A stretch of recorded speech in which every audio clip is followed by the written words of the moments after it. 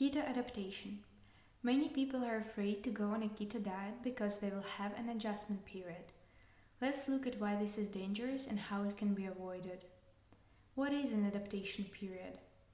It is often called the keto flu or the keto cleanse, whatever you want to call it, but in general it always looks the same. When you stop eating carbs, your body wastes glycogen reserves. The water that glycogen holds is drained from your body. You lose about 2 to 3 liters of water over 5 days. Those with a lot of weight can lose up to 5 liters. Water contains electrolytes. Electrolytes are mineral compounds that can conduct an electrical charge. They help move nutrients to the cells and further remove waste products from the cells, as well as maintain water balance and the necessary level of acidity. So when you have the right amount of electrolytes leaving your body, and the most important ones are potassium, magnesium, and sodium, you start to feel the symptoms of adaptation. What are those symptoms? Weakness, dizziness, feeling that you are sick, very similar to the first symptom of an acute respiratory infection. For some, this condition lasts only 1 day. Some don't experience it at all. And people who don't help their body at this point in time by taking supplements or don't consume a lot of fiber where electrolytes are found, feel broken down for about 2 to 3 weeks. On the course, I give clear protocols on electrolyte intake and extra recommendations if necessary, because that is what is important during the adaptation period of the first 2 weeks. You may also experience cramping at night. You may experience constipation. Constipation is also affected by electrolytes. That's why it's very important to take your potassium in the first half of the day for the first 2 to 3 weeks. Why the first half?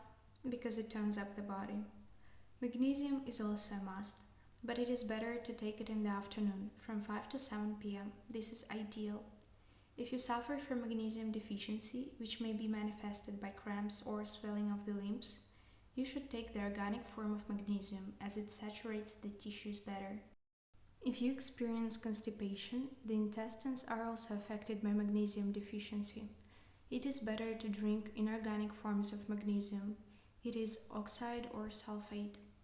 Also, we have sodium deficiency in the form of dizziness. So, I recommend you to suck sea salt. Good quality, not heated. Or add a few crystals in water and drink salted water. What are the mistakes here? I often have people come to my course after a keto diet on their own and say, I've been drinking potassium for 4 months now. This is not necessary at all.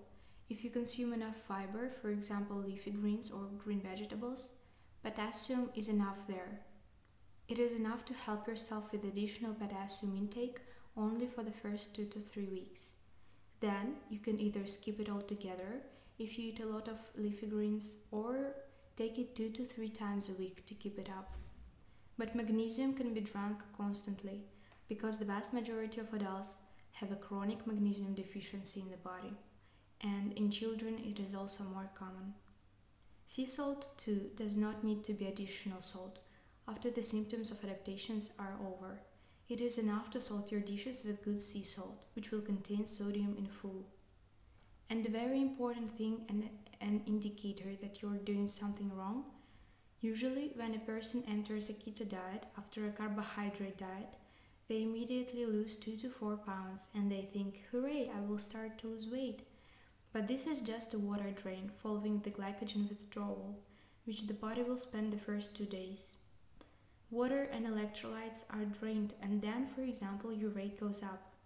If you haven't lost more than 1 pound in the first month and you, being on a keto diet, think that you're doing everything right and you are overweight, this indicates that you are still most likely either overeating or have not replenished your body with electrolyte. And this diet is not right. Please pay attention to this.